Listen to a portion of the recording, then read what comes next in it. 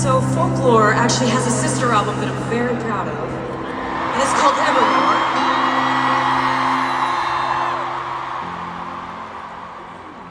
And it's interesting, I called them sister albums because I just never stopped writing in between these two albums. And they came out, both of them came out in the pandemic when we were all in isolation, and I always kind of imagine that Folklore in my mind represents spring and summer of that year, and then Evermore represents fall and winter of that year. So when I think back on that time,